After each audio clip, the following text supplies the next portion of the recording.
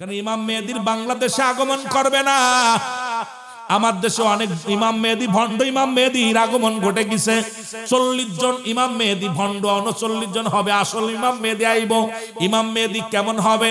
আমার নবীজি বলে গেছে ইমাম মেহেদীর নাম থাকবে মুহাম্মদ, বাবার নাম থাকবে আব্দুল্লাহ, মার নাম থাকবে আমেনা। ওরে মুসলমান বংশ হলো মুসলমান বংশগত থাকবে, ও মুসলমান ফাতেমার বংশধার গোত্র থাকবে বদুয়া গোত্র। এই গোত্রের মধ্যে ইমাম মেহেদী আলাইহিস সালাম আগমন করবে। এই ইমাম মেহেদী আলাইহিস সালাম যখন আগমন ঘটবে, বাবারা আমার শুনে নেন, এর মক্কা মদিনা থেকে পালাইবে, এমন জিনা ব্যভিচার অন্যায় জুলুম শুরু হয়ে যাবে। ওপেন জিনা, ওপেন মুসলমান সুদ ঘুষ, এগুলো যখন ওপেন শুরু হয়ে যাবে, ইমাম মেহেদী আলাইহিস সালাম তখন আগমন ঘটবে।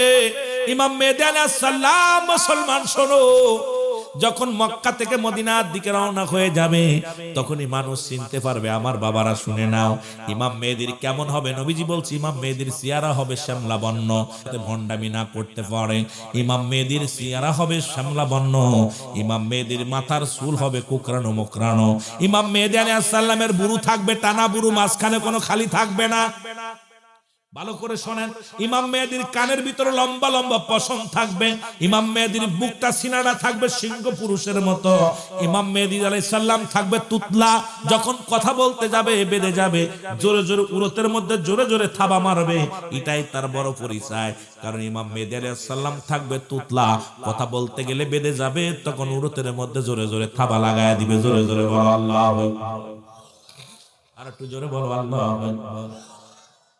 ইমাম মেহেদী যেদিন আগমন করবে দুনিয়ার মধ্যে, ইমাম মেহেদী আলাইহিস সালাম যখন দুনিয়ার মধ্যে আগমন ঘটবে, ওদিন এজিদ মওদুদের জবান দিয়ে আলহামদুলিল্লাহ বাইর হয়ে যাবে। এর মুসলমান সকাল থেকে সন্ধ্যা পর্যন্ত তামা দিয়া দস্তা দিয়া লোহা দিয়ে প্রাচীর বানায় রাখছে বাদশা জুলকারনাইন। এই রকম প্রাচীর বানায় তার মধ্যে বন্দী করে রাখছে। মুসলমান এইগুলো দুনিয়ার মধ্যে আগমন করবে, আগমন করে পদ্মা মেঘনা যমুনার সব পানিগুলো খেয়ে ফেলবে। একটু ইমাম মেহেদী যেহেতু কিয়ামতের আলামত আমাদের জানার দরকার, ভালো করে জানার দরকার। এবার দুনিয়ার সব পানিগুলো খেয়ে ফেলবে। এই প্রাণীগুলো যখন আসবে, মুসলমান এত পরিমাণ হিংসুটে প্রাণী, এই মানুষগুলো ধরে ধরে খাবে, মানুষের মধ্যে এমন অবস্থা দেখা দিবে। তখন এবার সবাই মুসলমান ইমাম মেহেদী প্রকাশ পাবে। যখন ইমাম মেহেদীরে যখন চিনে ফেলবে উলামা একরাম, হক্কানি আলেম উলামা, হক্কানি আলেম উলামার সামনে যখন ধরা পড়ে যাবে, তখন সবাই বলবে আপনি ইমাম মেহেদী। বলে না না, আমি ইমাম মেহেদী না, আমি আমার নাম হলো মুহাম্মদ। কয় না না, আপনি ইমাম মেহেদী। তখন উপর থেকে একটা আওয়াজ আসবে, হাযা খলিফাতুন ফিল আরদ, হাযা খলিফাতুন ফিল আরদ। এই আওয়াজটা 3 বার হইব। 3 বার হওয়ার সঙ্গে সঙ্গে লোকজন বলবে হুজুর আপনি তো বললেন ইমাম মেহেদী নয়, তাহলে এখন কেমনে এই আওয়াজটা কে দিল? সঙ্গে সঙ্গে ইমাম মেহেদী আলাইহিস সালাম বলল জি হ্যাঁ, আপনি ঠিকই বলেছেন, আমি হলাম ইমাম মেহেদী আলাইহিস সালাম। যখন 40 বছর বয়স হবে ইমাম মেহেদী আলাইহিস সালাম যখন প্রকাশ পাবে, জোরে বল আল্লাহু আকবার।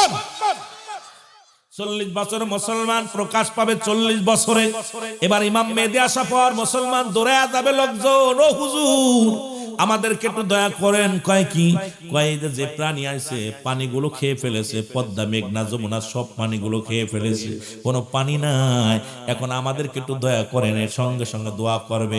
ইমাম মেহেদী আলাইহিস সালাম হাত উঠায়া দিবে, সঙ্গে সঙ্গে একটা বিছা জাতীয় একটা প্রাণী আসবে।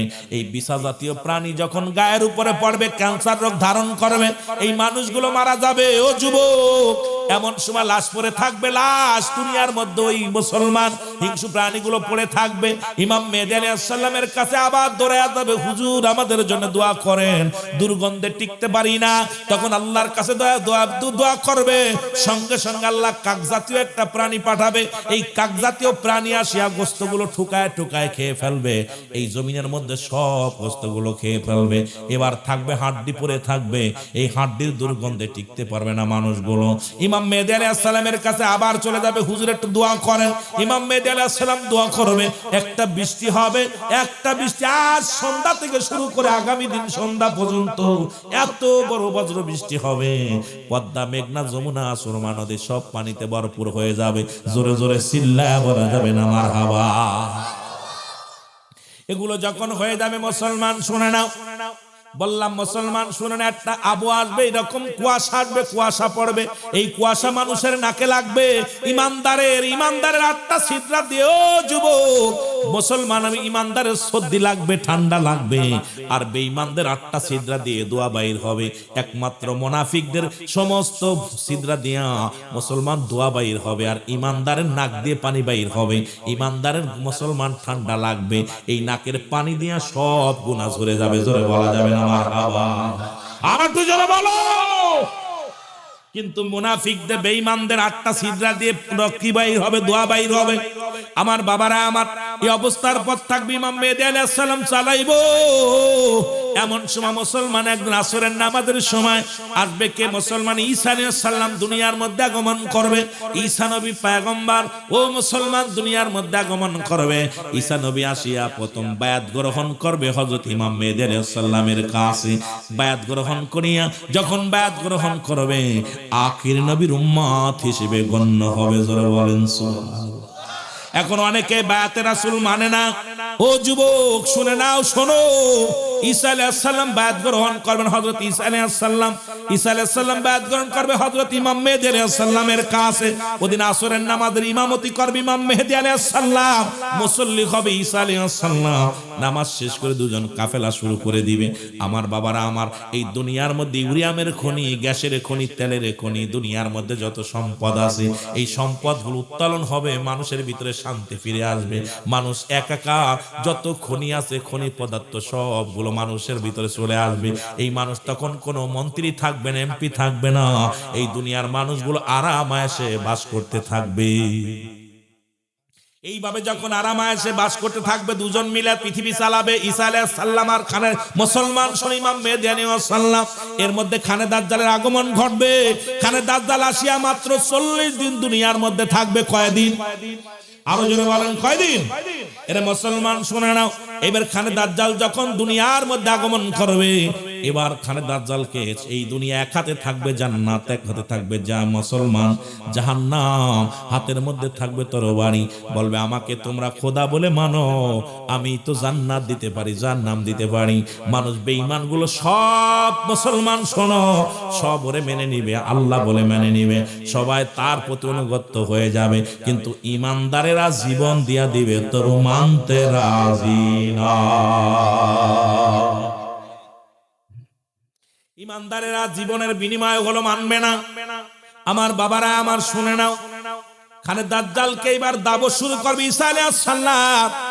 ঈসা আলাইহিস সালাম দাবরায়া নিয়া কাবা শরীফের ডান গেটের পাশে নাজির করবে। ওখানে এক কবে তরবারি দিয়ে এক কবে তার গর্দান কেটে ফেলবে।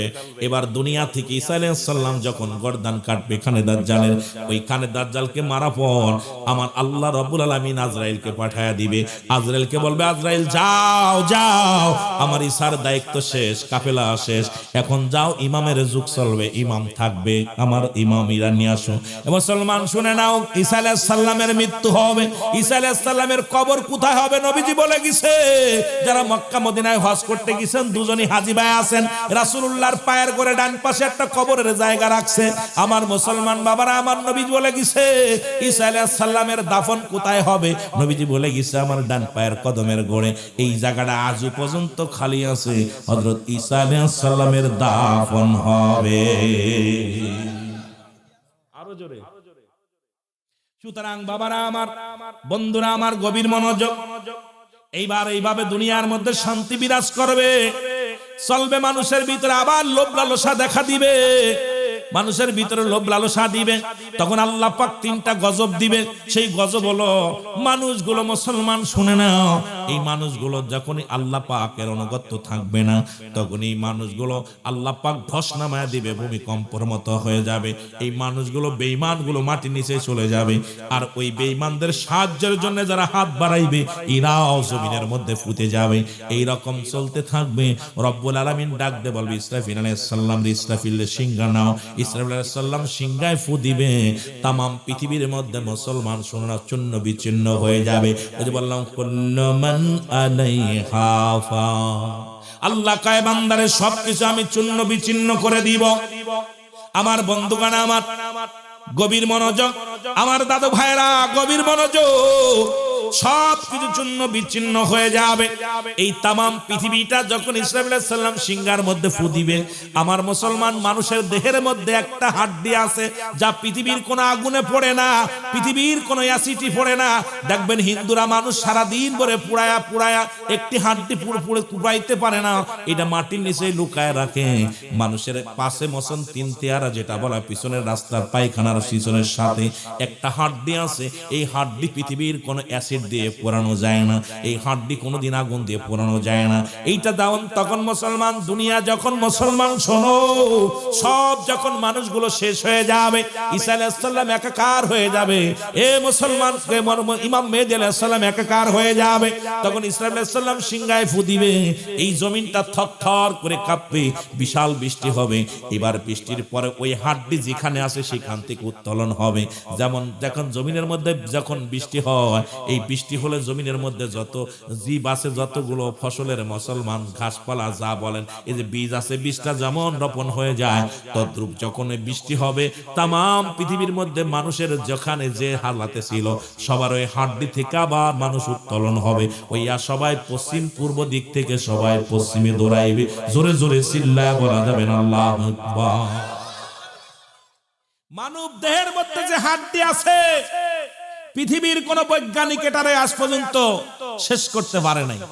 আপনার আমার প্রতিটা মানুষের পিছনের রাস্তার পিছনে তিন তেয়ারা, অনেকে বলে তিন তেয়ারা, দেখবে হিন্দুরা মানুষ পুরাইতে পুরাইতে 4 দিন 2 দিন ধরে পুরায়, ওইটা পুরাইতে পারে না, ওটা পড়বে না।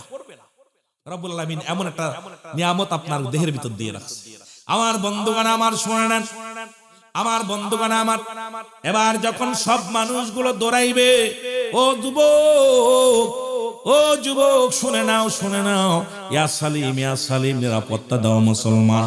ওই হাসরের ময়দান হবে বড় কঠিন, সেদিন মুঠো হাত উপরে সূর্য উদয় হবে, মানুষের মস্তিষ্কগুলো গলে গলে পড়বে, ভাই ভাইকে চিনবে না, বন্ধু বন্ধুরে চিনবে না, বিবি স্ত্রীকে চিনবে, স্বামীকে চিনবে না, স্বামী স্ত্রীকে চিনবে না। ওই ভয়াবহ দিনে ও যুবক মনে রাখ, মনে রাখ, ওই দিনটা যেদিন আসবে রে বাবা, ওই দিনটা কত ভয়ঙ্কর হবে, যেদিন আপনজন পর হয়ে যাবে। এই জন্য দুনিয়ার জিন্দেগির মধ্যে আমল করার দরকার আছে কিনা? ওই দিনটা ছেলে আপনাকে চিনবে না, মেয়ে আপনাকে চিনবে না, বিবি আপনাকে চিনবে না, স্বামী আপনাকে চিনবে না, ভাই ভাইকে চিনবে না। ওদিন যার যার নাফসি নাফসি করে দৌড়াইবে। আমার বন্ধুগণ আমার গভীর মনোযোগ, ওই হাসরের ময়দানে নবীজি আমার 3টা সেজদা মারবে। মানুষগুলো যখন দৌড়ায় যাবে রব্বুল আলামিনের দরবারে সেজদায় পড়ে উঠাইবে রহমতের নবী। নবী বলেন ওয়াফাতি খায়রুল লাকুম, নবী কয় হায়াতি খায়রুল লাকুম, আমার হায়াতের জিন্দেগিটা উম্মতের জন্য কল্যাণ স্বরূপ। আবার দুনিয়া থেকে বিদায় হয়ে গেলাম, ওয়াফাতি খায়রুল লাকুম, আমার ওয়াফাতটা আমার উম্মতের জন্য কল্যাণ স্বরূপ। জোরে বলা যাবে না মারহাবা? আর একটু জোরে বলেন না মারহাবা? ওমা মায়াতি খায়রুল লাকুম, নবী কয় আমার উম্মতিরা রে, এই দুনিয়া থেকে বিদায় হয়ে গেলাম, এটা আমার উম্মতের কল্যাণের জন্য। সুতরাং আমার যুবক বাবারা যারা আছেন গো, যারা এই দুনিয়ার মধ্যে আছেন, শুনে নেন, ওদিন রাসূলুল্লাহ 3টা সিজদা মারবে, ডাক দিয়ে বলেন আল্লাহ হাবিব আপনি কেন সিজদার মধ্যে চলে গেলেন? আপনার উম্মত গুলো তো জান্নাতে চলে গেছে, আপনি কেন এখন সিজদার মধ্যে? বলেন আল্লাহ আমার উম্মত গুলোকে বাঁচাও, আমার উম্মত গুলোকে জান্নাতে দাও। আমার আল্লাহ বলবে হাবিব আপনি যত উঠান, মাথা উঠান, যতদিন যত দূর পর্যন্ত আপনার দৃষ্টি শক্তি যায়, পূর্ব পশ্চিম উত্তর দক্ষিণ সমস্ত উম্মতদেরকে আপনি মাফ করে দিব আমি আল্লাহ। সঙ্গে সঙ্গে আবার সিজদায় পড়ে যাবে, এইরকম 3বার সিজদার মধ্যে পড়ে যাবে মুসলমান। যখন উম্মতিরা জান্নাতে চলে যাবে, বাকি যারা থাকবে সবাই জাহান্নামী হয়ে যাবে। আমার ভাইরা, আমার বন্ধুরা, আমার গভীর মনোযোগ, হাসরের ময়দান, সেদিন যারা নবীজিকেও চিনবে না, ও যুবক, ও যুবক, আমলও নাই, তোমার আমলও নাই, তোমার ইবাদত বন্দেগী করো নাই, দুনিয়ার জিন্দেগিটা বড় বরবাদ হয়ে যাবে। সুতরাং এই দুনিয়ার জিন্দেগি ক্ষণস্থায়ী জিন্দেগি, কবর হলো আমাদের আসল বাড়ি। সুতরাং আমাদের প্রত্যেকটা মানুষেরই ইবাদত বন্দেগী বেশি বেশি করা লাগবে, যে রব্বে কারিমের দরবারে আমাদের ফিরে যেতে হবে। এই দুনিয়া থাকার জায়গা না, হয়তো 40 বছর, 50 বছর, 80 বছর, 60 বছর থাকবে দুনিয়ার জিন্দেগিতে, যে কোনো মুহূর্তে মারা যেতে পারি। সুতরাং মরণের জন্য প্রস্তুতি হতে হবে। জোরে বলেন ঠিক কিনা? আল্লাহ রাব্বুল আলামিন রিয়াজুল জান্নাহ বেহেশতের বাগান, এই জান্নাতের বাগানে আসার মতো বসার মতো সুযোগ আল্লাহ দান করলো। রব্বুল আলামিনের দরবারে উচ্চ কণ্ঠে আওয়াজ দিয়ে বলি আলহামদুলিল্লাহ। মুসা আলাইহিস সালাম রব্বুল আলামিনের সঙ্গে দেখা করার জন্য রওনা হয়ে গেল। তুর পাহাড়ে দেখা হবে, কথা হবে। তিনজন মানুষের সঙ্গে দেখা, কথাগুলো খুব খেয়াল করবেন বাবারা আমার। মুসা নবী ডাক দেব, মুসা নবী যখন তুর পাহাড়ে যাইতেছিলেন, তিনজন ব্যক্তির সঙ্গে দেখা। প্রথম ব্যক্তি ডাক দে বলেন, নবী মুসারে কই যাও? বলে আমি যাইতেছি রব্বুল আলামিনের সঙ্গে সাক্ষাতে যাইতেছি, কথা বলার জন্য যাইতেছি। বলে নবী মুসা রে, তুমি যাইতেছো আমার আল্লাহর দরবারে, আমার একটা নালিশ নিবানি, আমার একটা নালিশ নিয়ে যাও। আল্লাহ রব্বুল আলামিন এই দুনিয়ার মধ্যে ধন সম্পদের ভান্ডার আমারে বানায় দিছে। দুনিয়ার মধ্যে অনেক সম্পদ আল্লাহ আমারে দিছে। এই সম্পদগুলো কি আমল করলে, কি কাজ করলে এই সম্পদগুলো কমে যাবে, তুমি একটু রব্বে কারিমের জানায় আসবা। জোরে বলেন আল্লাহু আকবার। একটু জোরে বলেন আল্লাহু আকবার। নবী মুসা ডাক দিয়ে বলে, নিলাম তোমার নালিশটা, আমি নিলাম। দ্বিতীয় ব্যক্তির সঙ্গে দেখা, কয় নবী মুসা রে কই যাও? আমি যাইতেছি রব্বুল আলামিনের সঙ্গে সাক্ষাৎ করতে। কয় নবী মুসা রে, তোমার কাছে আমার একটা নালিশ, তোমার আল্লাহরে জিগাইবানি, আমি গরিব মানুষ, কি আমল করলে এই দুনিয়ার মধ্যে ধনী হওয়া যাবে, ধন সম্পদের মালিক হওয়া যাবে? খুব খেয়াল করবেন দাদু ভাইরা, কি আমল করলে, কি কাজ করলে রে নবী মুসা এই দুনিয়ার মধ্যে আমি ধনী হতে পারবো, ধন সম্পদের মালিক হতে পারবো? তোমার মাওলারে জিগাইবানি, তোমার মাওলারে জিগাইবা। মুসা কয়, তোমার নালিশটা নিলাম। তৃতীয় ব্যক্তি ডাক দে বলে, নবী মুসা আপনি কই যান? বলে আমি যাইতেছি রব্বে কারিমের সঙ্গে দিদারের জন্য যাইতেছি।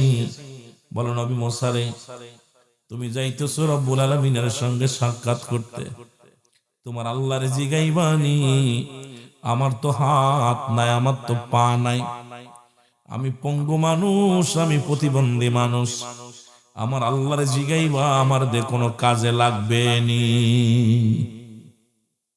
মুসা নবী বলেন, তিনজনের নালিশ আমি নিয়ে নিলাম। ও যুবক, তিনজনের নালিশ নিয়ে গেলেন নবী মুসা আলাইহিস সালাম। তুর পাহাড়ে গেলেন, রব্বুল আলামিনের সঙ্গে আলাপ হয়ে গেল। নবী মুসা ডাকতে বলে, রব্বুল আলামিন তিনটা প্রশ্ন নিয়ে আসলাম আপনার কাছে, উত্তর জানতে চাই তিনটা বিষয়। বলে কি কি জিগাইবা? বলে আমার রব্বুল আলামিন এক নাম্বার জিগাইব, একজন ব্যক্তির অনেক ধন সম্পদ, টাকা পয়সা অনেক, এই লোকটা কি আমল করলে তার ধন সম্পদ কমে যাবে, এই লোকটা আমারে জিগাইতে বলেছে। আমার আল্লাহ কয়, নবী মুসা রে, ওই লোকটারে জিগা, ওই লোকটারে যে বলবা সেজন্য আজ থেকে আমার শুকরিয়া আদায় না করে। আমার শুকরিয়া যদি আদায় না করে, ধন সম্পদ সব কমে যাবে, শেষ হয়ে যাবে। দ্বিতীয় ব্যক্তি রব্বুল আলামিন, দ্বিতীয় ব্যক্তি প্রশ্ন করছে, তার এই ধনছে তো গরিব মানুষ, দিন আনে দিন খায়, অভাবী মানুষ, এই অভাব দূর হবে কি আমল করলে? নবী মুসা ডাক দিয়ে কয়, আল্লাহ এই লোকটা গরিব মানুষ, একটা মেয়ে মানুষ, মানুষের বাড়ি বাড়ি চেয়ে খায়, দিন আনে দিন খায়, অভাবী মানুষ, কি আমল করলে সে ধনী হয়ে যাবে একটু জানতে চেয়েছে। আল্লাহ রাব্বুল আলামিন ডাক দিয়ে কয়, নবী মুসা রে, তুমি তারে জিগা, তারে যে বলবা সেজন্য বেশি বেশি আমার শুকরিয়া আদায় করে। জোরে জোরে চিল্লায়া বলা যাবে না আলহামদুলিল্লাহ। আল্লাহ নবী মুসা জিগায় রব্বুল আলামিন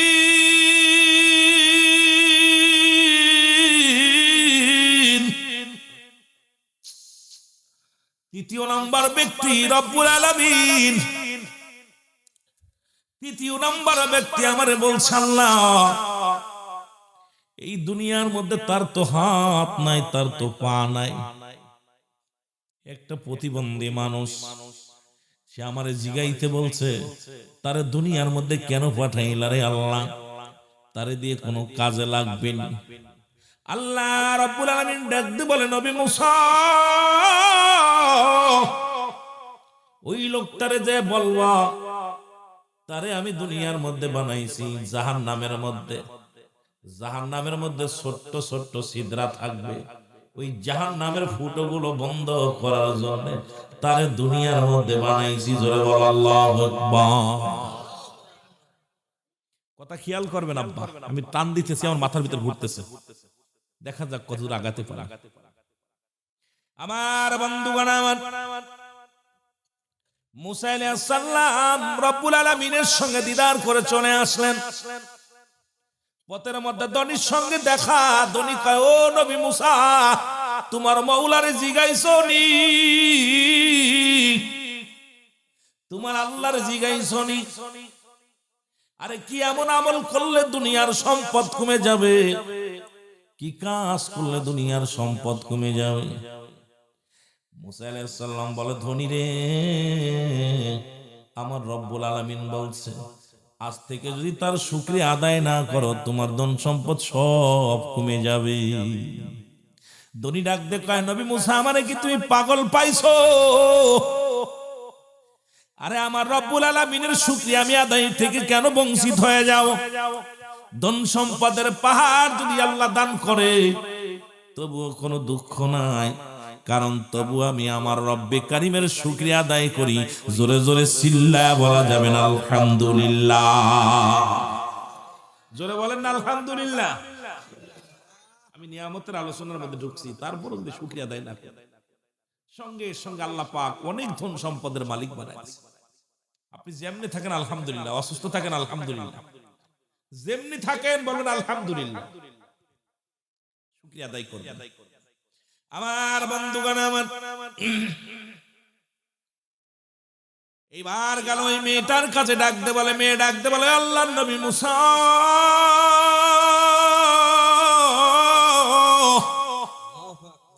তুমি তোমার মাওলার জিগাইছো নি? আমি গরিব মানুষ, তোমার রব্বুল আলামিন আমারে দুনিয়ার মধ্যে কি আমল করলে আমি ধনী হব, কি আমল না করলে আমি ধন সম্পদের মালিক হব? নবী মুসা ডাক দে কও, গরিব শোনো গো, রব্বুল আলামিন অ্যানসার দিতে শুনে নাও। তুমি যদি দুনিয়ার মধ্যে বেশি বেশি শুকরিয়া আদায় করো আমার আল্লাহ, তাহলে রব্বুল আলামিন তোমার ধন সম্পদ বাড়িয়ে দিবে। এর মহিলা ডাক দে কয়, আল্লাহর নবী মুসা, তোর আল্লাহ আমারে কি দিছে এত শুকরিয়া আদায় করা লাগবে? পরের বাড়ি বাড়ি খায়, পরের বাড়ি বাড়ি চেয়ে খায়, তোর আল্লাহ শুকরিয়া কেন আদায় করবো? আমি গরিব মানুষ। ক্ষিপ্ত হইয়া বুড়ি যখন উত্তর দিছে, প্রচন্ড বেগে একটা হাওয়া আসে, হাওয়া আসিয়ারে মুসলমান, বুড়ি যে ঘরে থাকতো ঘরটা ভেঙে চূর্ণ বিচ্ছিন্ন হয়ে গেছে।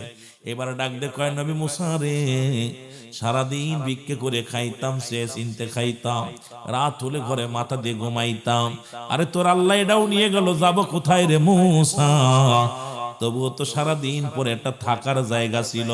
সঙ্গে সঙ্গে মহিলা আলহামদুলিল্লাহ বলছে, রব্বুল আলামিন ফেরেশতা দিয়া সুন্দর একটা ঘর বানায়া দিয়েছে। জোরে বলা যাবে না সুবহানাল্লাহ? আরো জোরে বলেন না সুবহানাল্লাহ? যে হালাতেই থাকেন, কষ্টে কত মানুষ আপনার চাইতে কত কষ্টে আছে, হাসপাতালে গেলে দেখতে পারবেন। আপনারা টাঙ্গাইলে গেলে, কোথায় আপনার এই জামালপুরে গেলে দেখতে কত মানুষ কত অবস্থায় রয়েছে। কেউ বাদাম বেচতেছে, কেউ জুতায় কালি করতেছে, কেউ ভ্যান চালাচ্ছে, কেউ রিক্সা চালাচ্ছে, কেউ ক্ষুধার যন্ত্রণায় হাত পেতে বেড়াচ্ছে। রব্বুল আলামিন তো আপনাদেরকে কত সুন্দর রাখছে, শুকরিয়া আদায় করার দরকার আছে কিনা? জোরে বলেন আছে কিনা? আওয়াজ নাই, মনে হয় আমি অন্যায় কথা বলতেছি। শুকরিয়া আদায় করার দরকার আছে। এ দুনিয়ার মুসলমান শুনে নাও, এবার নবী মুসা গেলেন ওই প্রতিবন্ধীর কাছে গো। ডাকতে বলে প্রতিবন্ধী, ডাকতে বলে ও আল্লাহর নবী মুসা, আমার কথা কি আল্লাহ রাব্বুল আলামিন জিগাইছো? আমার কথাটা কি জিগাইছো রে নবী মুসা? নবী মুসা কয়, ও প্রতিবন্ধী, তোমার তো হাত নাই, তোমার পা নাই, এই কথাটা তোমার আমি কেমনে বলি গো? আমার রব্বুল আলামিন আমারে কেন বানাইছে তাড়াতাড়ি বলো। আমি তো হাঁটতে পারি না, চলতে পারি না, ধরতে পারি না। আমারে কেন পাঠাইলো আমার আল্লাহ? কেন আমার এ দুনিয়ার মধ্যে পাঠাইলো? আমারে কোনো কাজে লাগবে নি। সঙ্গে সঙ্গে নবী মুসা ডাক, দেখো প্রতিবন্ধী শোন, আমার আল্লাহ বলেছে তোমারে দিয়া জাহান্নামের মধ্যে কিছু ছিদ্র আছে, কিছু ফুটা আছে, ছিদ্র আছে, এগুলো বন্ধ করার জন্য তোমারে বানাইছে। প্রতিবন্ধী উচ্চ আওয়াজে ডাক দে বলে, আলহামদুলিল্লাহ, তবু আমি ধন্য যে আমার মতো প্রতিবন্ধীরে দিয়ে আল্লাহ একটা কাজে লাগাইব। আমারে বিনা কারণে বানাই নাই, আমার বিনা কারণে দুনিয়ায় পাঠাই নাই, আমার দিয়ে একটা কাজে লাগাইব আমার আল্লাহ। জোরে জোরে চিল্লায়া বলা যাবে না মারহাবা। মুসা নবী বলতে ভয় পাচ্ছে, তবুও বলতে, প্রতিবন্ধী রে কেমনে বলবো? আল্লাহরে জিগাইলাম, আল্লাহ বলছে তোমার দিয়া জাহান্নামের ছিদ্রা বন্ধ করব। এটা কেমনে বলবো? একেতে হাত নাই, পা নাই, দুনিয়ার মধ্যে জিন্দেগি কত কষ্ট।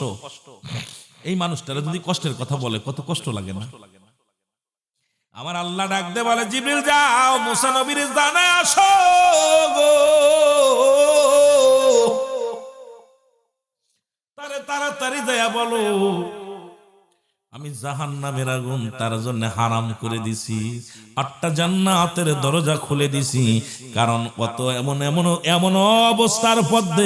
এমন অবস্থার পরেও সে শুকরিয়া আদায় করে, আমার আল্লাহ শুকরিয়া আদায় করে।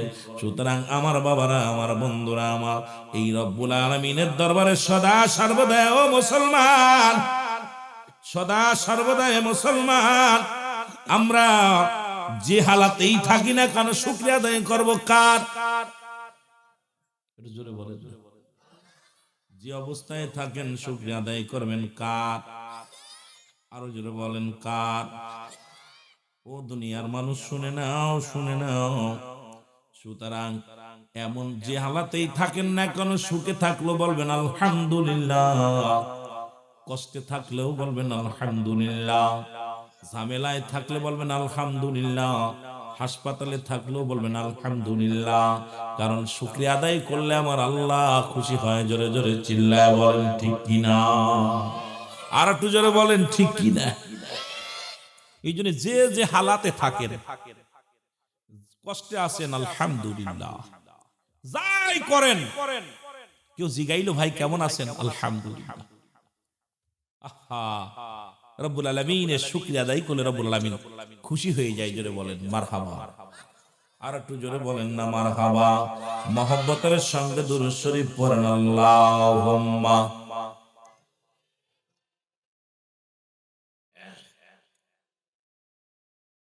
মাওলানা মুহাম্মাদ আলা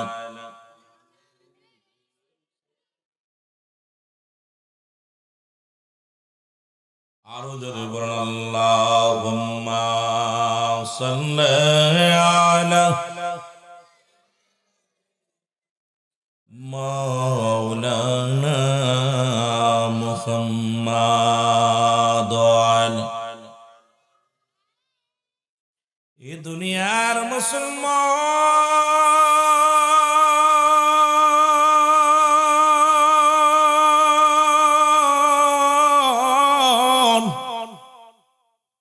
এ জীবন নয়, এমন একটা জীবন আসবে রে, যে দেশে গেলে বিচার হয়, যে দেশে গেলে হিসাব হয়, যে দেশে গেলে মানুষ আর কোনোদিন ফিরে আসে। আমরা সেই দেশের যাত্রী। দুনিয়ার মধ্যে আসার একটা সিরিয়াল আছে, যার কোনো সিরিয়াল নাই। দেখা যায় বাবা জিন্দা, সন্তান দুনিয়ার মধ্যে নাই, সন্তান জিন্দা, বাবা দুনিয়ার মধ্যে নাই। ও ও যুবক বন্ধুরা, দিলের কান্ডা লাগা শুনে নাও। বাবার কাঁধে সন্তানের লাশ, সন্তানের কাঁধে বাবার লাশ। এই পৃথিবীর মধ্যে লাশ বাই বস্তু, লাশ বাই ব্যক্তি জানে বাবা মার লাশটা কত ভারী। এই দুনিয়ার মধ্যে বাবার লাশ সন্তানের কাঁধে, সন্তানের লাশ বাবার কাঁধে। কুরআনুল কারীমের সব আয়াত স্বীকার করতে পারবেন, একটা আয়াত স্বীকার করার মতো ক্ষমতা নাই। কুল্লু নাফসিন যায়কাতুল মাউত, স্বীকার অস্বীকার করার ক্ষমতা কারো আছে? জোরে বলেন আছে? মরণ নাই কার কার? একটু হাত তোলেন, কার কার নাই? মানুষের দুইটা টাইমে মরণ হয়, একটা হলো রাতের বেলা, একটা হলো দিনের বেলা। দিনের বেলা মরণ হবে না, রাত্রে মরণ হবে। এ মুসলমান গভীর মনোযোগ। দিন শুরু করেছিলাম, মৃত্যুবরণ করি নাই। রাত শুরু করেছি, মৃত্যুবরণ করি নাই। আগামী দিন সূর্য উদয় হবে কেউ বলতে পারি না। আগামী দিন আমরা সকাল হবে আমরা কেউ বলতে পারি না। কারণ যে কোনো মুহূর্তে মরণের পেয়ালা পান করতে হবে, এর মধ্যে কোনো সন্দেহ নাই। জোরে বলেন ঠিক কিনা? আমার ভাইয়েরা, আমার বন্ধুরা, যে কথাগুলো বলি দিলের কান্ডা লাগা শোনো। যে কোনো মুহূর্তে মালাকুল মউত আসতে পারে। মানুষের তিনটা বিপদ। নাম্বার 1 হলো মানুষের মরণ, নাম্বার 2 হলো কবর, নাম্বার 3 হলো কিয়ামতের ময়দান। 1 নাম্বার বিপদ হলো মানুষের মরণ। এই মরণের কথা বলতে যাইয়া আল্লামা মুফতি আমজাদ আলী সাহেব একটা কিতাব লিখলেন, কিতাবের নাম বারে শরিয়ত। এই কিতাবের মধ্যে লিখতে যায় বললেন, দুনিয়ার মানুষ শুনে নাও, মানুষ যখন সাধারণ মৃত্যুবরণ করে 70টা তাজা উটের গায়ের চামড়া জবাই না করিয়া উল্টো দিকে টান দিয়া লবণ আর মরিচ লাগায় দিলে যতটুক যন্ত্রণা হয়, এর চাইতে 70 গুণ যন্ত্রণা হলো একটা সাধারণ মৃত্যু। জোরে জোরে চিল্লায় বলা যাবে না আল্লাহু আকবার। একটা মানুষ যখন সাধারণ মৃত্যুবরণ করে 70টা তাজা উটের গায়ের চামড়া জবাই না করে উল্টো দিকে টান দিয়ে লবণ আর উল্টো দিকের চামড়া গুলো টান দিয়ে ছিঁড়ছে, ছিঁড়া এর মধ্যে লবণ আর মরিচ লাগায় যতটুক যন্ত্রণা হয়, এর চাইতে 70 গুণ যন্ত্রণা হলো একটা সাধারণ মৃত্যু। এখন আমরা যারা মরণকালে পায়খানা করে দিই গো, আমরা যারা মরণকালে প্রস্রাব করে দিই, মরণের সময় জিহ্বা বাইর হয়ে যায়, মরণের সময় মুসলমান চোখ দুটি বড় বড় হয়ে যায়, তাদের মরণটা কত কঠিন হয়। আইরে মরণ, মরণ থেকে বাঁচার কোনো পথ নাই, মরণ থেকে পালানোর কোনো পথ নাই। স্রষ্টার মৃত্যু নাই, সৃষ্টির মৃত্যু আছে। সৃষ্টি জগতে যা কিছু আছে সব কিছু এই দুনিয়া থেকে বিদায় হয়ে যাবে। রব্বুল আলামিন ডাকতে বলেন, কুল্লু মান আলাইহা ফান। আল্লাহ কয় ডাকতে ডাকতে বলে, বন্ধুগণ শোনো গো। আল্লাহ বলে, এই দুনিয়ার মধ্যে যা কিছু আছে আমি চূর্ণ বিচ্ছিন্ন করে দিব। এই জমিনের মাটিগুলো পুরায় আমি তামা বানায় দিব গো। এই জমিনের মধ্যে যত পানি আছে সব পানিগুলো পুড়ে ছাই হয়ে যাবে।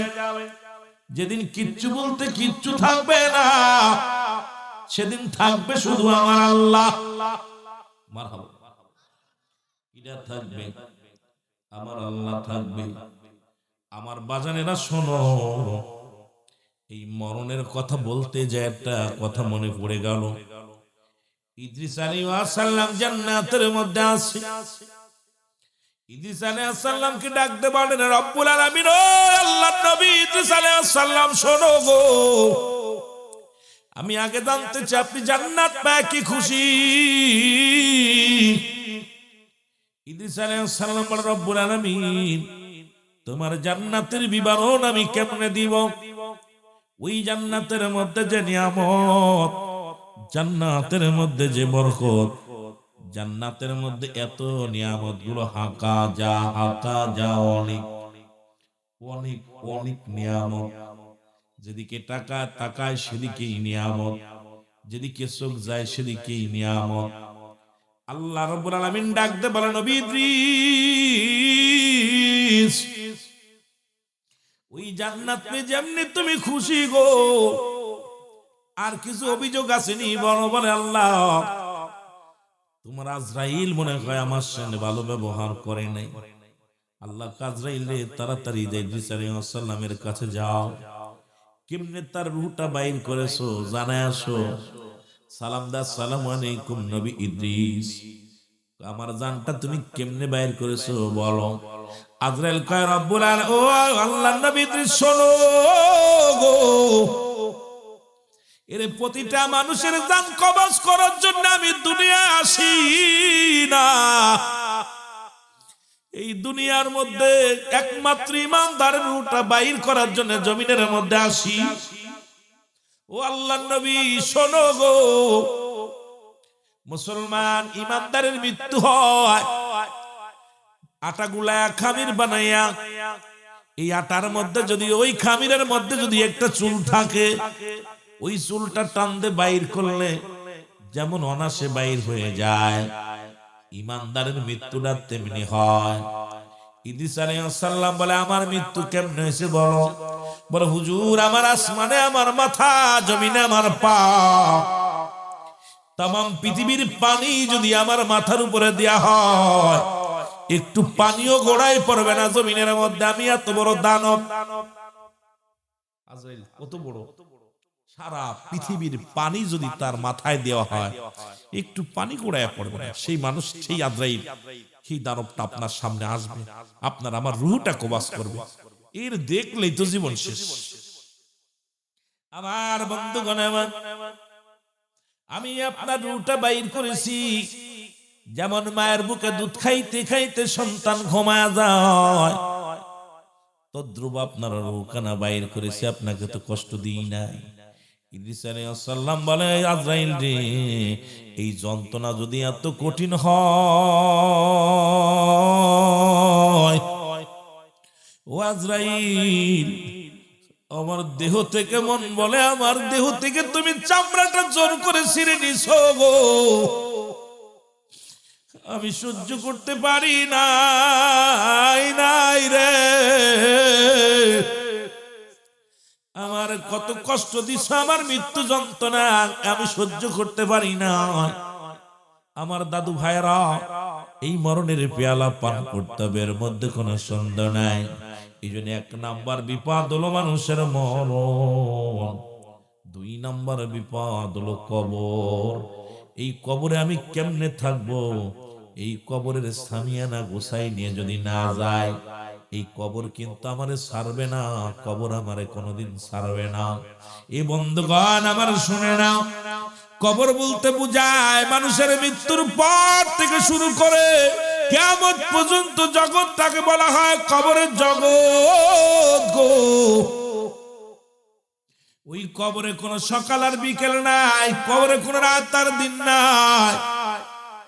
কবরে মুসলমান ওই যে রেখে দিল, ও যুবক, কিয়ামত পর্যন্ত শেষ। বাড়ির চারিপাশে মুসলমান 2 হাত উপরে, 2 গজ সামনে রেখে দিছে, খবর নেওয়া যায় না। 10 গজ 10 হাত দূরে আছে, আব্বা মার খবর নেওয়া যায় না। ওই দ্বিতীয় বিপদটার নাম হলো কবর। জোরে জোরে চিল্লায় বলা যাবে না আল্লাহু আকবার। আমার মরণ আসিবে কখন কেউ তো জানি না। আমার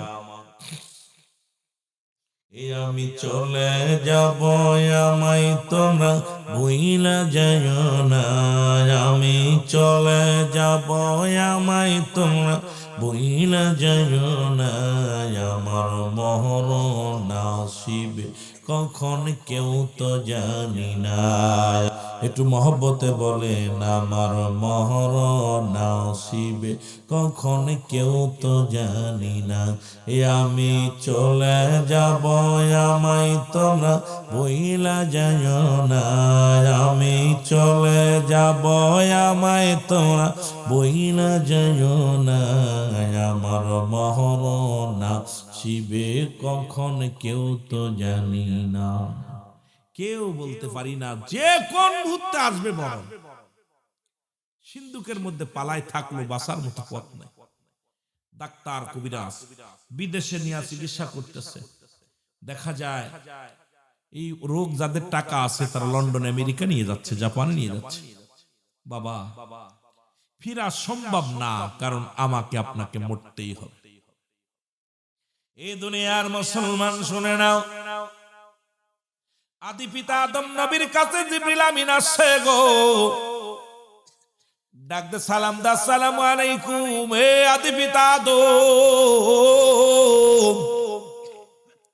আদম রে, এখন আপনাকে তো নেওয়ার জন্য আমারে আল্লাহ পাঠিয়েছে, আপনাকে নিতে হবে। আজরাইল বলছে আদম রে, আদম আলাইহিস সালাম বলে আলাইকুম আসসালাম। আজরাইল, আমারে তুমি নিয়ে যাবা। এর মুসলমান কথাগুলো একটু বোঝানোর জন্য বলে যায়, আদম আলাইহিস সালাম প্রথম মৃত্যু হয়, যদিও তার আগে তার ছেলে হাবিল কাবিল ওই যে কবরে দেয়া হয়, ওই যে মাটি দেয়া হয়। রে মুসলমান শুনে নাও, কিন্তু প্রথম মানুষগুলোর মধ্যে প্রথম মৃত্যু হলো আদম আলাইহিস সালামের। দুনিয়ার মধ্যে আজরাইল এসে ডাক দে বলে, হুজুর আপনার যতগুলো 100 জোড়া সন্তান, কত জোড়া সন্তান? জোরে বলেন কয়শো? 100 জোড়া সন্তান। একজন বেজোর সন্তান ছিল, তার নাম হলো মুসলমান শোনো শীশ আলাইহিস সালাম। নাম কি? শীশ আলাইহিস সালাম। তখনও শীষের বিয়ে হয় নাই। আদম নবী আজরাইলকে ডাক দে বলে, আজরাইল আমার সব পোলাপানের বিয়ে হলো, ছেলে মেয়েগুলো বিবাহ দিলাম, জোড়ায় জোড়ায় সন্তান হলো, তাদেরকে বিয়ে দিলাম। এখন একটা দায়িত্ব আমার বাদ রইল, সেই দায়িত্বটা হলো আমার সন্তান শীষের কোনো জোড়া নাই, শীষের জন্য কোনো মেয়ে পাইলাম না। এখন একে যদি বিবাহ দিয়ে যেতে পারতাম তবেই না কত শান্তি হতো। এর মুসলমান আদম আলাইহিস সালামকে শীশ আলাইহিস সালাম, ও যুবক, আদম নবী ডাকতে বলে, আজরাইল আমি যাব, দুনিয়া তো হবে, তবে আমার সন্তানদের সামনে মৃত্যু দিবা না।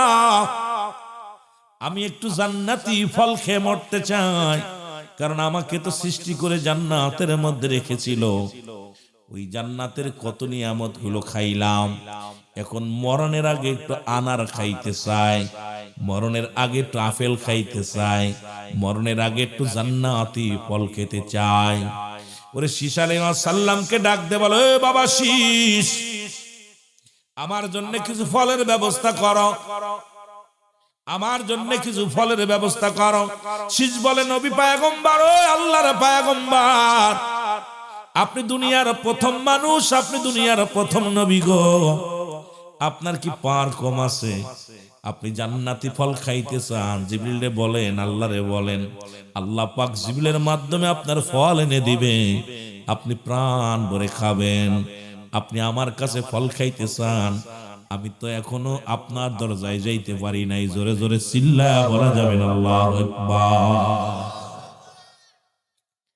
জান্নাতি ফল খাওয়ার জন্য আদম আলাইহিস সালাম মনে জাগলো, আল্লাহ জান্নাতে কবে ফল খেয়ে আসছিলাম, এত সুন্দর সুন্দর ফল, দুনিয়ায় আসা পর আর এই ফলগুলার কপালে জোটে নাই, তা আমার মরার আগে একটু জান্নাত থেকে ফলগুলো আনার ব্যবস্থা করো। সুবহানাল্লাহ বলেন না?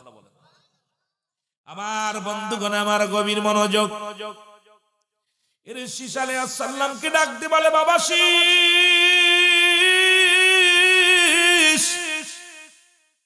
আমার জন্য কিছু জান্নাতি ফলের ব্যবস্থা করো। ওই জান্নাতি ফল আমার পরাণে চায়। ও যুবক বন্ধুরা, শুনে নাও।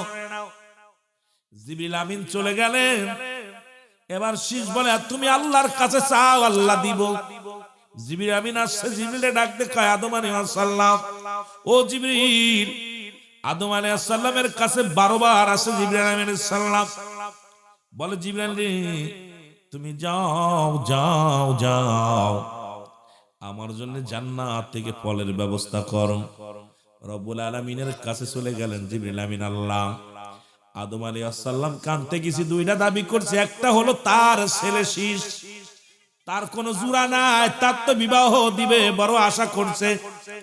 এটার যদি বিয়ে শাদী দিতে পারে ঝামেলা মুক্ত হয়ে যাবে। একটা দাবি করছে, আমি নেওয়ার আগে, আমি মরে যাওয়ার আগে, আমি চলে যাওয়ার আগে আমার শীষের জন্য বিবাহ দিতে পারি, কিন্তু শীষের জন্য কোনো মেয়ে পাইতেছি না। আর জান্নাত থেকে ফল নিয়ে আসবো, ফল খাবে। আপনার নবী জান্নাতি ফল খাওয়ার জন্য পাগল হয়ে গেছে। আল্লাহ কয়, জিবরিল তাড়াতাড়ি যাও, জান্নাতের মধ্যে যাও, জান্নাতে যাইয়া ঝাঁকা ভর্তি ফল নাও। জান্নাতের ভিতরে যা সুন্দর সুন্দর ফলগুলো নিলেন। এই সুন্দর সুন্দর ফলগুলো নিয়ে যখন আসতেছিলেন, এরে আল্লাহ ডাক দিয়ে বলে, ও জিবরিল দাঁড়াও দাঁড়াও গো, ওই জান্নাত থেকে একটা হুর নিয়ে যাও। সুবহানাল্লাহ বলেন, আরো জোরে। ওই জান্নাত থেকে একটা হুর নিয়ে যাও। এই কথা বলতে খুব কষ্ট হচ্ছে, আমি টান দিতেছি, আমার মনে হচ্ছে রক ছিঁড়ে যাচ্ছে। ওয়াজ করতে কত কষ্ট হচ্ছে, বলতে কথা বলতে পারতেছি না। এরপরে তোরা বিষয় বিরক্ত করলে কথাই বলতে পারবো না। এরে মুসলমান, জান্নাত থেকে একটা হুর নিয়ে যাও। এর জান্নাত থেকে সুন্দর একটা হুর নিয়ে চলে আসলেন আদম আলাইহিস সালামের কাছে। আজরাইল জিবরিল আমিন এসে বলে, নবী, ও আল্লাহর নবী, এই লন ফল খান, জান্নাতি ফল খান। আড়ালে দাঁড়ায় আছে মুসলমান, ওই হুরটা দাঁড়ায় আছে। আদম আলাইহিস সালাম বলে, জিবরিল তুমি জান্নাত থেকে ফল আনলা, তোমার এই ঝাঁকার পাশে দাঁড়ায় আছে যে মেয়েটা, এই মেয়েটারে কই পাইলাম? বলে, হুজুর, এই মেয়েটারে আল্লাহ রাব্বুল আলামিন জান্নাত থেকে পাঠাইছে, আপনার ওই শীষের সঙ্গে বিবাহ দিয়া দিবেন। কারণ শীষের সঙ্গে কোনো জোড়া নাই, শীষের দুনিয়ার কোনো মেয়ের সঙ্গে বিবাহ হবে না, ওই জান্নাতি নারীর সঙ্গে বিবাহ হবে। জোরে জোরে বলা যাবে না মারহাবা। আল্লাহর গোলাম হলি আল্লাহর কাছে চাইবেন, যা চাইবেন তাই পাইবেন। গোলামটা হইতে হবে। আপনি আয়োজন করেন, বিবাহ আয়োজন করেন, বিয়ের আয়োজন হয়ে গেল, শীষ আলাইহিস সালামের সঙ্গে জান্নাতি নারীর বিয়ে হলো গো। ওই হুরের সঙ্গে বিবাহ হয়ে গেল। ফল আনিয়া জিবরিল আমিন বলে, হুজুর, এই জান্নাতি ফল দিয়ে মেহমানদারি করবেন, আপনার সন্তানেরা যারা আছে সবাইকেই ফল খাওয়াবেন। বিবাহের খানা মুসলমান, খাওয়া দাওয়া শেষ। ও যুবক, বিবাহ শেষ। আজরাইল কয়, হুজুর, আমি আইছি আপনার নেওয়ার জন্য। কয়, শোনো, তুমি আমারে কেমনে নিবা? আমার সন্তানগুলো একটু বাইরে রাখো, আমি একটু নিরালে দাঁড়াই। যখন নিরালে দাঁড়াইলেন, আজরাইল আদম আলাইহিস সালামের জানটা নিয়ে গেলেন। জোরে জোরে চিল্লায়া বলা যাবে না আল্লাহু আকবার। অনেক লম্বা। আজরাইল সালাম নিয়ে গেলেন কাকে? আদম আলাইহিস সালামের রূহটা নিয়ে গেলেন। আদম পড়ে রইলেন। সন্তানেরা তখন জানে না কেমনে মাটি দিব, কেমনে জানাজা পড়ব, কেমনে কাফন দিতে হবে, কেমনে দাফন দিতে হবে। কারণ প্রথম মৃত্যু হলো আদম আলাইহিস সালামের। দুনিয়ার প্রথম মৃত্যু কার? জোরে বলেন না, কার? যদিও আমি বললাম ওই যে হাবিল কাবিলের কাহিনী আপনারা শুনছেন, প্রথম মৃত্যু কিন্তু ওদের হলো, এই কাবিলের মৃত্যু হলো, কিন্তু ওকে ঢেকে রাখছিল, এই চাপা মাটি দিয়ে রাখছিল। কিন্তু এটা তো আদম আলাইহিস সালামের ছেলেরা দেখে নাই, কেমনে মাটি দিবে, কেমনে কি করবে। পড়ে আসে আদম আলাইহিস সালাম। রব্বুল আলামিন ডাক দে বলে, ও জিবরিল তাড়াতাড়ি যাও, আমার নবী আমার নবী যেহেতু নবীদের মুসলমান শোনো, আদম আলাইহিস সালাম তিনি ছিল পয়গম্বর, আর আদমের ওই কলিজার টুকরা শীষকে আমি আল্লাহর পয়গম্বর বানাইলাম। ওই শীষকে ভালো করে সব নিয়ম শিখায়া দাও। তুমি যাও, জান্নাত থেকে পানি আনা হলো, সুবহানাল্লাহ, জান্নাত থেকে পানি আনা হলো, জান্নাতি পোশাক আনা হলো। শীষ আলাইহিস সালামকে সবকিছু শিখায়া দিলেন ফেরেশতার মাধ্যমে। এ মুসলমান, আর আদম আলাইহিস সালামের জানাজাও পড়লেন, সন্তান হইয়া বাবার জানাজা পড়লেন। এর দ্বারা প্রমাণ হয় নিজের সন্তান নিজের জানাজা পড়লেন আদম আলাইহিস সালামের। আদমের ছেলে শীষ আলাইহিস সালাম আদমের জানাজা পড়াইলো, সেই আদম জাতি হইয়া আবার একটা মৌলবীদের জানাজা পড়ায়। এর চাইতে কষ্ট থাকতে পারে না। নিজের সন্তান আলেম বানাও, দাঁড়ায়া দাঁড়ায়া চোখের পানি ছেড়ে কানবে বলে, রব্বির রাহমহুমা কামা রব্বায়ানি সগীরা। আদম নবীর জানাজা পড়তে শীষ আলাইহিস সালাম, গোসল করানো হলো, জান্নাত থেকে পানি এনে জান্নাতি পোশাক আদম আলাইহিস সালামের গায়ের মধ্যে পরাই দিল। কেমনে কবর দিবে, কেমনে কি করবে, সব প্র্যাকটিক্যালে একবার আদম আলাইহিস সালামকে শিখাইলেন। আমার ভাইয়েরা, আমার বন্ধুরা, আমার ওই যে আদম থেকে শুরু হলো, আজ প্রতিদিন হাজার হাজার মানুষ মারা যায়, হাজার হাজার মানুষ মারা যায় পৃথিবীর প্রান্ত থেকে প্রান্তে, লক্ষ লক্ষ মানুষ মারা যায়। কেমনে দাফন দিবে, কেমনে জানাজা পড়বে, কেমনে কাফন পরাবে, সব কিছু ইসলামের নিয়ম মানিয়া আমরা যেটা করি না মুসলমান, শুনে নাও। কারণ এই দুনিয়ার মধ্যে আসছি, যা সেই দুনিয়ার মধ্যে চিরদিন থাকবো না। কারণ স্রষ্টার মৃত্যু নাই, সৃষ্টির মৃত্যু আছে। এই সৃষ্টি জগতে যা কিছু আছে সব কিছু চূর্ণ বিচ্ছিন্ন করে দিবে আমার আল্লাহ। যদি বলো আল্লাহু আকবার, সব কিছু শেষ করে দিবে আমার আল্লাহ। সুতরাং বাবারা আমার, আমি শুধু আদম থেকে বোঝানোর জন্য বললাম, আদম আলাইহিস সালামের ইন্তেকাল হয়ে গেল।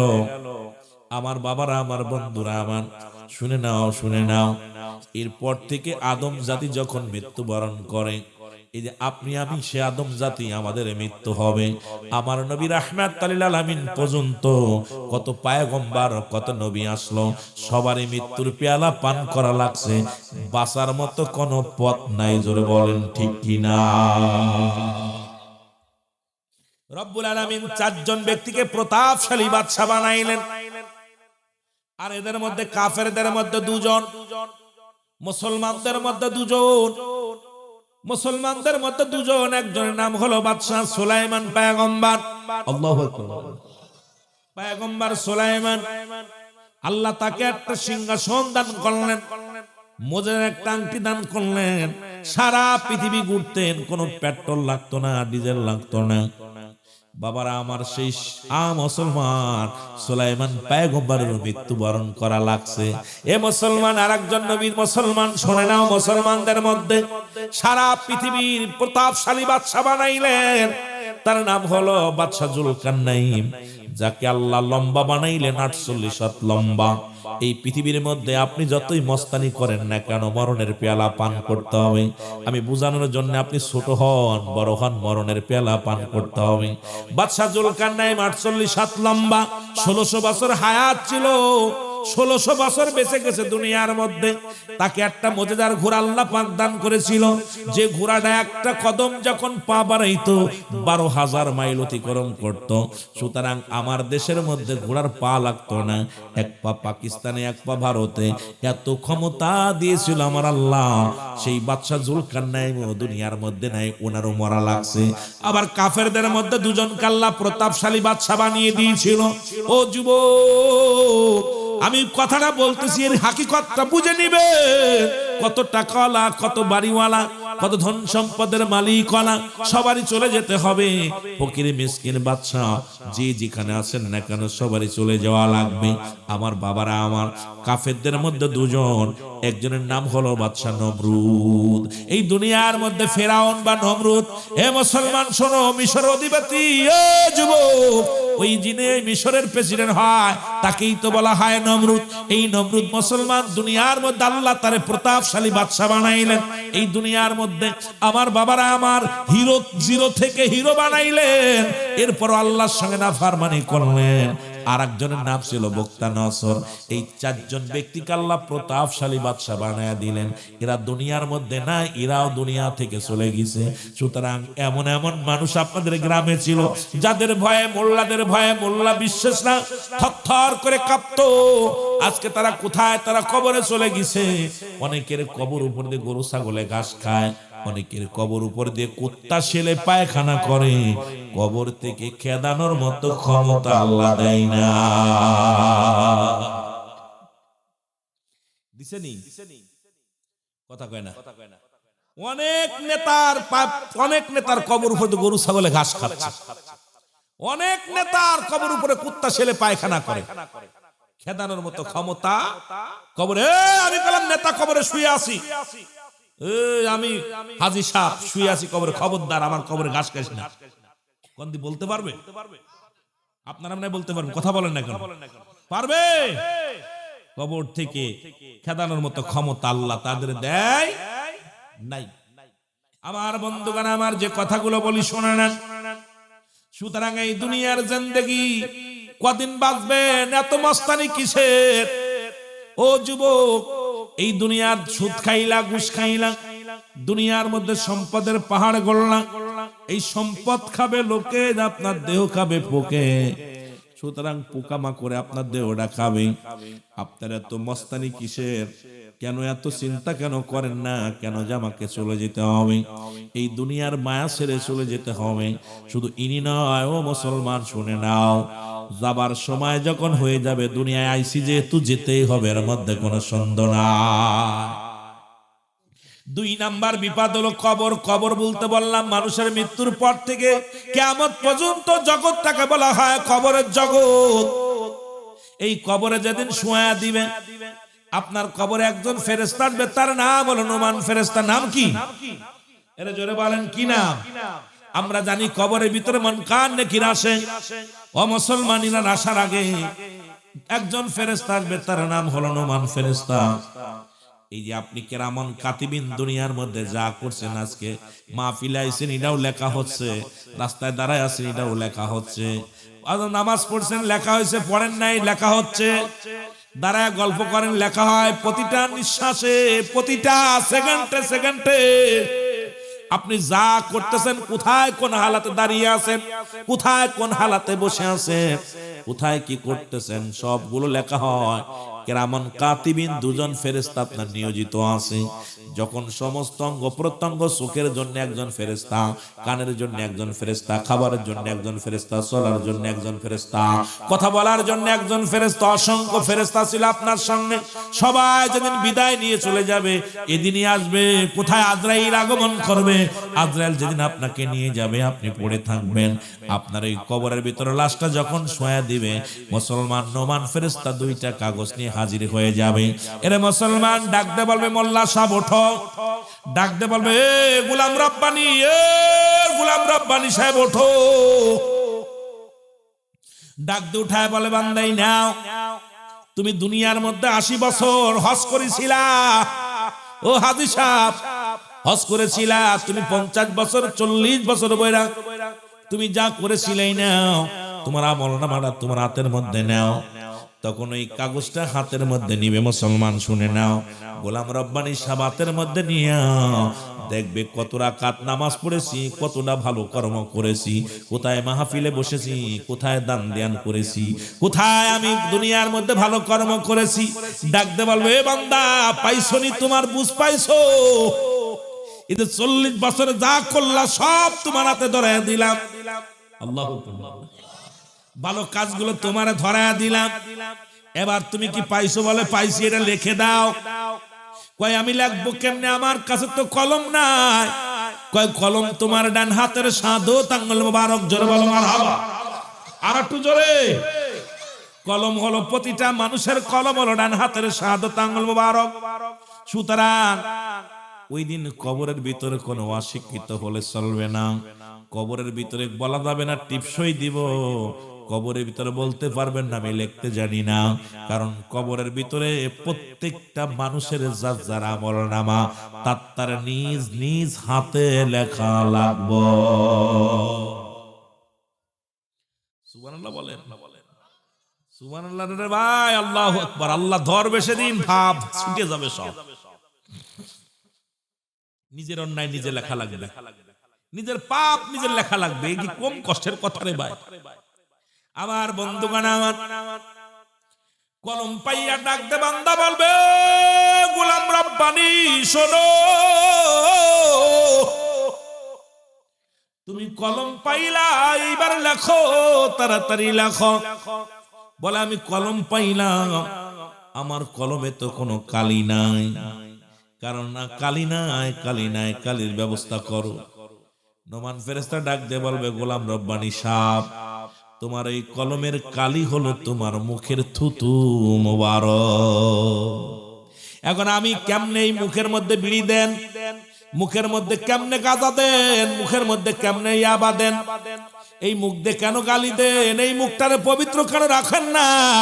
মুখের থুতু মুবারক হবে কালি। সুতরাং আমি আপনাদের পায়ে ধরে বলে যাই, আজ থেকে মুখের মধ্যে হারাম ঢুকাবেন না, মুখের মধ্যে দিয়া বিড়ি টান দিবেন না, মুখের মধ্যে দিয়া গাঁজাই টান দিবেন না। এই মুখটারে পবিত্র রাখেন, কারণ মুখের কালি, মুখের থুতু মুবারক হবে কালি। সুতরাং কালি যদি নষ্ট হয়ে যায়, লেখা কিন্তু সম্ভব নয়, সম্ভব নয়। এই জন্য অনুরোধ করব, তুমি মুখটারে পবিত্র রাখো। রাসূল তো নিজেই বলছে, দুইটা জিনিস যে ব্যক্তি হেফাজত করতে পারবে, আমি নবী তার হাত ধরে জান্নাতে নিয়ে যাব। এই দুইটার একটা হলো দু মুসলমান দু গালের মধ্যবস্তু যেটা জিহ্বা, আর দু পায়ের মধ্যবস্তু যেটা লজ্জাস্থান। যে মুসলমান শুনে নাও, পুরুষ লিঙ্গ এবং স্ত্রী লিঙ্গ, এই দুইটা জিনিস যে ব্যক্তি হেফাজত করতে পারবে, ওয়াদা করবে, অপচয় করবে না, স্বামী ব্যতীত অন্যের কাছে যাবে না, স্ত্রী ব্যতীত বুঝবো কোনদিন অন্য কোন নারীর কাছে যাবে না, এই মুখতে ফাইসা কথা বলবে না, মুখটারে কন্ট্রোল রাখবে। আল্লাহর নবী ওয়াদা করছে, এই ব্যক্তিকে আমি নবী জান্নাতে হাত ধরে নিয়ে যাব। মিথ্যা কথা বলা যাবে না, মিথ্যা বলা যাবে না মুখ দিয়া। মুখটারে পবিত্র রাখার দরকার আছে কিনা? জোরে বলেন, আছে কিনা? আইরে বাবা, মুখটার ভিতরে এত গালিগালা করি, এত গালাগালি করি, আর মিথ্যা তো আছে। প্রচন্ড গাঁজাখোর, মদখোর, ইয়াবাখোর, নারীখোর, এই যে সমাজ। আমার বন্ধুগণ, আমার গভীর মনোযোগ, যে কথাগুলো বলি একটু খেয়াল করেন। এই মুখটারে আল্লাহ পাক সমস্ত রব্বুল আলামিন যত পৃথিবীতে যত জাতি বানাইলো, ও মুসলমান, আল্লাহ কয় বান্দারে, আমি আসমান যেমনি বানাইলাম এমনি তোরে বানাই নাই, জমিন যেমনি বানাইলাম এমনি তোরে বানাই নাই, আমার কাছে একদম নিকটবর্তী ফেরেশতা তাদেরকে যেমনি বানাইলাম এমনি তোরে বানাই নাই। বান্দারে আমি তোরে বানাইছি আমার কুদরতি হাত মুবারক দিয়া। সুতরাং বান্দার প্রতি আল্লাহর বড় মায়া করে মুসলমান। এই বান্দার প্রতি আল্লাহর বড় মায়া আছে। যখন বান্দা আল্লাহর হয়ে যায়, যেমনি আনাল হক মনসুর হাল্লাস হয়েছিল, এই দুনিয়ার মধ্যে উনার বলতে কিচ্ছু ছিল না, ওই জীবনটা পরে উনি আল্লাহ আল্লাহ আল্লাহ বলতে বলতে মানবদের বান্ধুদের নিচে একটা হাড়, হাড় নিচে একটা গোস্ত, গোস্তটা কারবিতে বলে কল্প, ইংলিশে বলে হাড়, বাংলায় বলে হৃৎপিণ্ড। এটা যাদের পবিত্র, সমস্ত দেহ রাজ্য পবিত্র। এখন আপনি সমস্ত গা পরিষ্কার লাগান, যখন সাবান দিয়ে পরিষ্কার করেন, কিন্তু আপনার দেহটারে পরিষ্কার করতে হলে এই আপনার দেহের মধ্যে এক টুকরা গোস্ত আছে, এটা যদি পবিত্র না করতে পারেন, সমস্ত দেহ রাজ্য আপনার নষ্ট হয়ে যাবে না মুসলমান। এই 6 লতিফার 1 লতিফাও জিন্দা করতে পারলেন না। এই লতিফাগুলো জিন্দা না করে যদি আপনি মারা যান, আপনি জাহিলি মৃত্যু হবে। জোরে বলেন ঠিক কিনা? এই জন্য মুসলমান অ্যারিস্টটল, সক্রেটিস বই লেখা পার বলেন, ও দাই সেল, নিজেকে নিজে চিনতে হবে। মানার আফান নাফস, নিজের নফসকে চিনতে হবে। কলবুস সালিম, তোমার আত্মাটাকে প্রসিদ্ধ করতে হবে। এখন মুসলমানের আত্মাটাকে প্রসিদ্ধ করতে হলে অ্যারিস্টটল সক্রেটিসের বই না পড়ে কেউ জ্ঞানী হতে পারেন না। অ্যারিস্টটল সক্রেটিসের বই না পড়ে কেউ দার্শনিক হতে পারো না। কিন্তু উনি লেখলেন কি? উনি লেখার পরে বললেন নো দ্য সেলফ, নিজেকে নিজে চিনতে হবে। কিন্তু আমরা শুধু অন্যকে নিয়ে ব্যস্ত, নিজকে নিজে চিনার জন্য কখনো ব্যস্ত হই না রে মুসলমান। এই জন্য আমার আল্লাহ কয় ওই মানুষের মধ্যে ধোঁকাবাজ আছে, বেঈমান আছে, আল্লাহ কমিনান নাস। মানুষের মধ্যে মায়া করো, তারা বলবে আমার নাতের ঈমান আনছে বিল্লাহি, আল্লাহর প্রতি, অবিল আখিরাতের প্রতি বিশ্বাস স্থাপন করেছে। ওমা হুম বিমুমিনিন।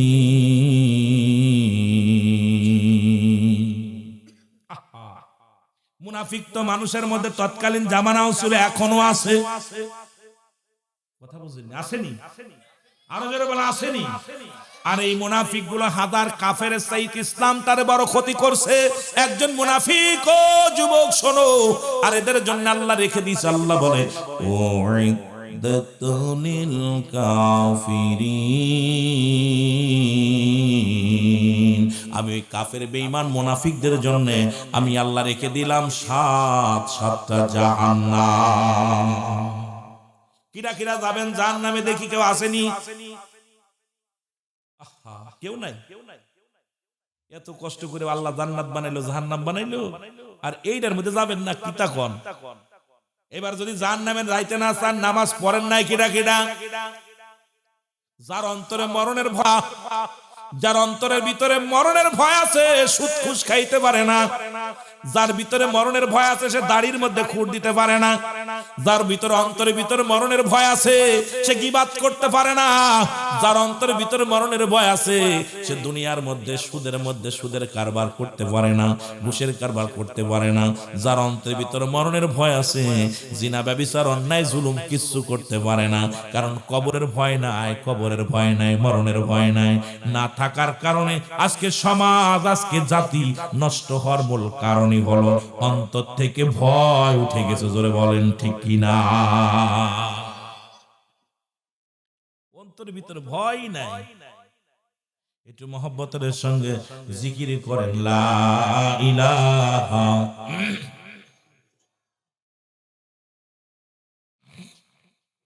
আরো জোরে লা ইলাহা।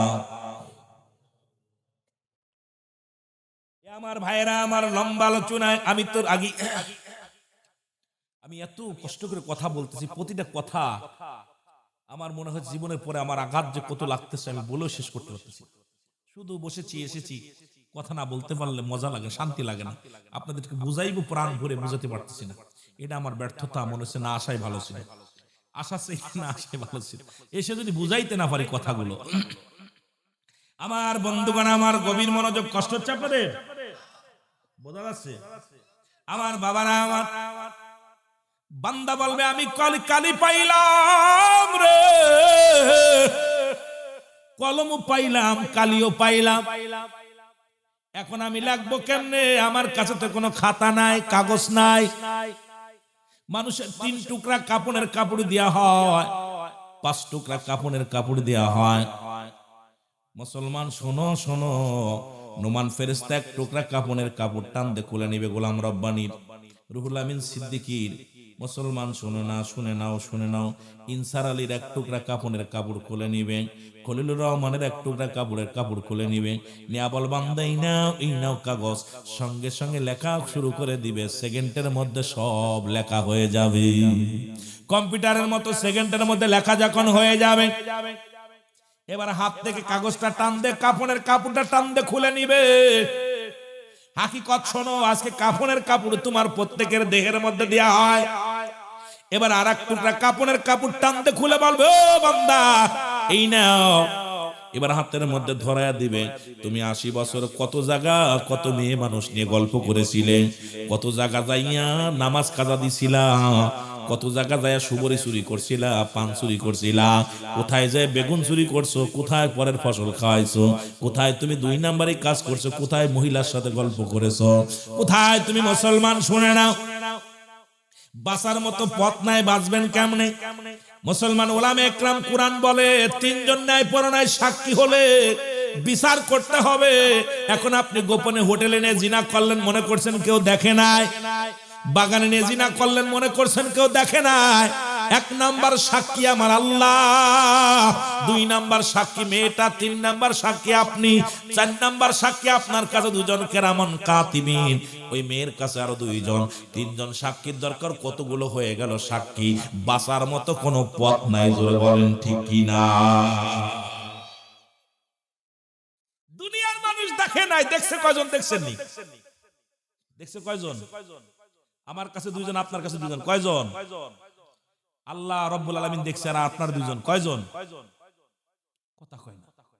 ওরে নেই পরে নাই, সাক্ষী দরকার তিনজন। জিনার শাস্তির বিধান, যদি কোনো ব্যক্তি জিনা ব্যভিচার করে এর জন্য সাক্ষী দরকার। তা সাক্ষী তো আমার আল্লাহ নিজেই দেখছে, তেমন আল্লাহ দেখে নাই। কথাগুলো মনে পড়ে গেল। মুসা আলাইহিস সালাম বলে, আল্লাহ রাব্বুল আলামিন আপনি কি সব জায়গা থাকেন? এখন আল্লাহ কয় মুসারে, হ্যাঁ আমি সব জায়গায় থাকি। রব্বুল আলামিন আমি জানতে চাই, যখন আমার বিবি নিয়ে ঘরের মধ্যে থাকি তখনও কি আপনি থাকেন? আল্লাহ কয় মুসারে, তখনও যদি না থাকি বিবির সঙ্গে মেলামেশা করা সম্ভব নয়। কথা বুঝলেন? এখন আল্লাহ থাকতে মুসলমান শোনে না। ও যুবক শোনো, তেলের কান্ডা লাগা শোনো, রব্বুল আলামিন সারা পৃথিবীর মালিক, আসমান জমিনের মালিক, ভূখণ্ডের মালিক, সব কিছু দেখেন কে? জোরে বলেন কে দেখে?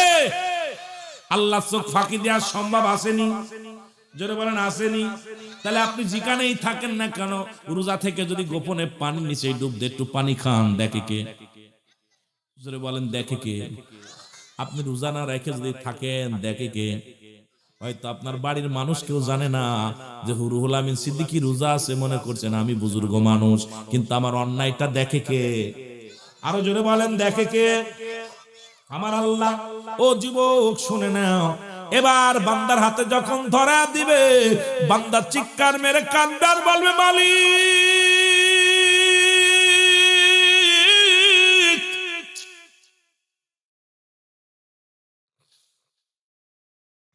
আমি জীবনে অন্যায় করি নাই, জীবনে অন্যায় করি নাই রে, আমি জীবনে অপরাধ করি নাই রে। বলবে বান্দা দেরি করো না, তাড়াতাড়ি লিখে দাও। দেরি করো না, লেখো। দেরি করো না, তাড়াতাড়ি লেখো। যার আমল নামা খলিল রহমান সাহেব, তাড়াতাড়ি আমলগুলো লেখো। ইনসার আলী তাড়াতাড়ি লেখো।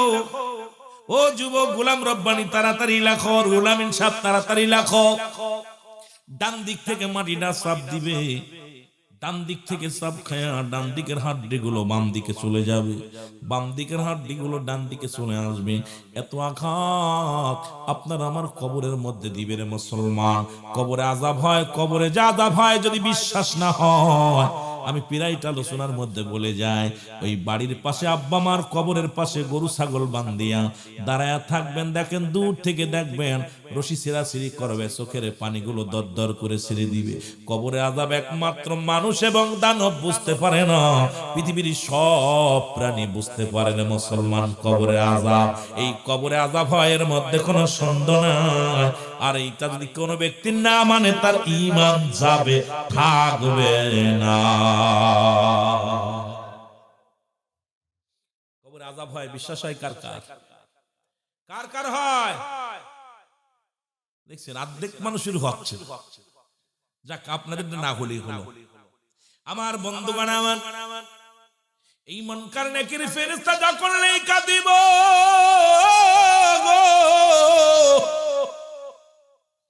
ও যুবক শোনো,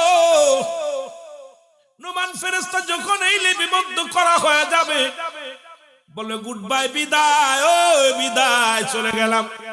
বান্দারে 80 বছর 50 বছরের সময় পাইলাম, জিন্দেগির মধ্যে খোদা চিনলে না, ইবাদত বন্দেগী করলা না, ও বিদায় নিয়ে চলে যাবে। মুসলমান শুনে নাও, এরপরেই কবরে ঢুকবে মুনকার নেকির। আয়াত দেখবে আপনার আমল নামাটা আপনার গলার ভিতর লটকানো থাকবে। যদি ভালো আমল হয় আপনার জন্য জান্নাতের একটা দরজা খুলে দিবে, কিয়ামত পর্যন্ত জান্নাতের নিয়ামতগুলো ভোগ করবেন। আর যদি খালি আপনার খারাপ আমল হয়, মুসলমান জাহান্নামের একটা দরজা খুলে দিবে, ওই জাহান্নামের অগ্নিকাণ্ড সাপ বিশ্বগুলো আপনার কবর পর্যন্ত, ওই কিয়ামত পর্যন্ত আপনার কবরে আসবে। মুসলমান শুনে নেন, বিস্তারিত শোনো বাবা। কবরে আযাব, ওই একটা দিন কবরে কেমনে থাকবে, একটা ঘন্টা কেমনে থাকবে গো, যেখানে কোনো বাতি নাই, যেখানে কোনো সাথী নাই, যেখানে কোনো বন্ধু নাই রে। আর সে ঘরে কোনো বন্ধু পাবি না, বান্ধব পাবি না। কেমনে ঘরে থাকবা, কেমনে ঘরে ঘুমাইবা, কেমনে ঘরের মধ্যে দিন কাটাইবা বাবারে, কেমনে ওই ঘরে থাকতে হবে। এই জন্য বেশি বেশি আমল করার দরকার আছে কিনা। মুসলমান 3 নাম্বার বিপদ হলো কিয়ামতের ময়দান। এই কিয়ামত আমাদের দেশের আলেম ওলামা এখন বলে খালি কিয়ামত হবে, কিয়ামত হবে। কিয়ামতের আগে 70টা আলামত হবে, তার ভিতরে বড় বড় 10টা আলামত আছে মুসলমান, যার মধ্যে একটা হলো 3টা ভূমিকম্প হবে। পূর্বাঞ্চলে একটা, পশ্চিম অঞ্চলে একটা, মধ্য অঞ্চলে একটা। আপনাকে 100 কিতাব মিলাতে হবে কিয়ামতের আলোচনার মধ্যে গেলে। মুসলমান শুনে নাও, 3টা ভূমিকম্প হবে। মুসলমান শুনে নাও, ঈসা আলাইহিস সালামের আগমন ঘটবে, খানে দাজ্জালের আগমন ঘটবে, ইমাম মেহেদী আলাইহিস সালামের আগমন ঘটবে। মুসলমান শুনে নাও, শুনে নাও, দিন রাত 24 ঘন্টা একটা বৃষ্টি হবে। মুসলমান ইয়াজিদ মজুদের আগমন ঘটবে। এই দুনিয়ার মধ্যে মুসলমান মক্কা জমিনে এত পরিমাণ পাপ চলবে, পাপ। মক্কার মানুষেরা ওপেন পাপ করবে, ওপেন জিনা করবে, মাল লাগে, ও মাল লাগে, ছেলে জিনা করবে, মাকে বিয়ে করবে ছেলেরা। মা বাবা মরে, বাবা মরে গেলে বাবার সম্পত্তির জন্য, বাবার সম্পত্তির জন্য ছেলে মাকে বিবাহ করবে। এমন পাপ যখন এমন শুরু হয়ে যাবে মক্কা মদিনায়, তখন ইমাম মেহেদী আলাইহিস সালামের আগমন ঘটবে। বাংলাদেশে কোনো ইমাম মেহেদী আসে নাই। যদি কোনো ব্যক্তি বলে ইমাম মেহেদী আইছে, ওটা ভণ্ড।